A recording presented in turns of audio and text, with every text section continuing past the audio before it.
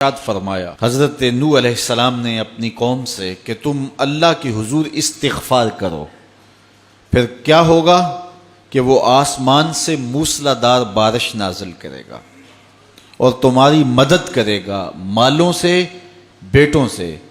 اور تمہارے لیے باغات بنا دے گا اور نہریں جاری کر دے گا۔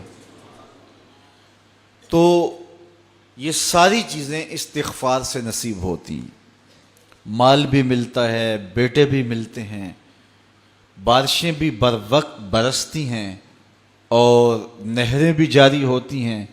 اور اموال کی کثرت بھی نصیب ہوتی ہے۔ تو کثرت کے ساتھ استغفار پڑھیے، اس کا لازمی نتیجہ یہ ہوگا کہ اللہ تعالیٰ مال کی کثرت فرما دے گا، اور مال وہ دے گا جو کثیر بھی ہوگا، حلال بھی ہوگا، طیب بھی ہوگا، اور پاکیزہ بھی ہوگا، اور فراواں بھی ہوگا، اور مبارک بھی ہوگا۔ تو جو مبارک رزق ہوتا ہے وہ مومن کی زندگی کا مقصود ہے۔ دوسری بات، جو کام صبح کے وقت کیے جاتے ہیں ان کاموں میں اللہ نے برکت رکھی ہے۔ کچھ لوگوں کی عادت ہے کہ وہ دیر سے اٹھ کے دیر پہ کاموں پہ جاتے ہیں۔ حضور نے اللہ کی بارگاہ میں دعا کی، اے اللہ میری امت کی صبحوں میں برکتیں ڈال دے۔ تو صبح کے کاموں میں برکت ہے، استغفار پڑھتے رہیں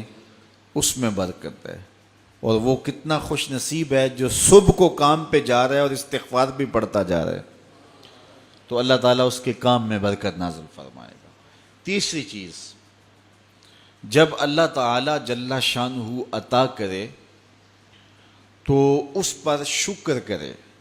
شکر کرے گا تو اللہ اور زیادہ عطا کرے گا۔ وَلَئِن شَكَرْتُمْ لَأَزِيدَنَّكُمْ، یہ میرے رب کا سچا وعدہ ہے کہ میرے بندو جب تم میرا شکر ادا کرو گے میں اور زیادہ عطا کروں گا۔ کمزور لوگوں کو جب تم نوازتے ہو تو وہ دعائیں دیتے ہیں، تو اس کی دعا کی برکت سے تمہارے رزق میں اضافہ ہو جاتا ہے۔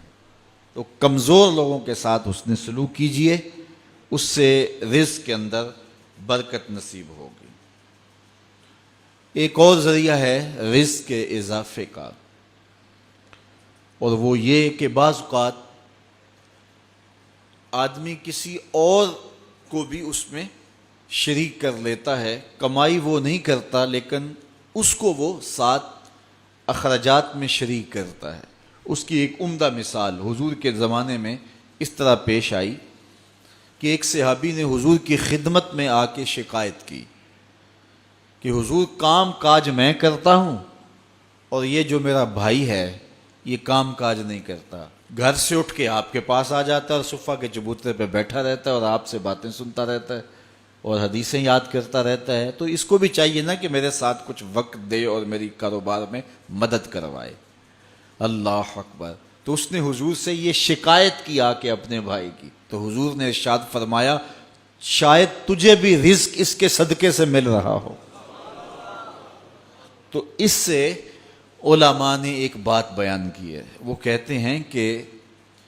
یہ جو طلبائے دین ہوتے ہیں اپنے رزق میں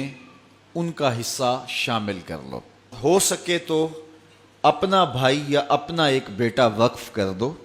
جو دین پڑھے، اور تم اس کی ذمہ داریاں اپنے ذمے لے لو، اور اگر ایسا ممکن نہیں ہے تو پھر کم از کم کچھ دینی طلباء کی کفالت اپنے ذمے لے لیں، اور جس طرح اپنے بچوں پر خرچ کرتے ہیں خوشی سے، آسودگی سے، اور ان کی ضروریات جس طرح پوری کرتے ہیں اس طرح دینی طلباء کی ضروریات بھی اسی انداز سے پوری کریں، تو اس حدیث کے آپ مصداق ہو جائیں گے، تو اللہ تعالیٰ آپ کو بہت نوازے گا، اور یہ رزق میں اضافے کا سبب اور ذریعہ ہوتا ہے۔ میں تو آج کل دوستوں کو یہ بھی کہتا ہوں کہ اپنے کاروبار کے اندر جو ہے وہ ادارۃ المصطفیٰ کو شامل کر لو، کچھ فیصد حصہ ادارۃ المصطفیٰ کا رکھ لو، تو تم پھر اپنے کاروبار کے اندر برکتیں اور رحمتیں اترتی ہوئی محسوس کرو گے۔ تو اللہ تعالیٰ جل شانہ اپنی رحمتوں سے ہم سب کو مالا مال فرمائے۔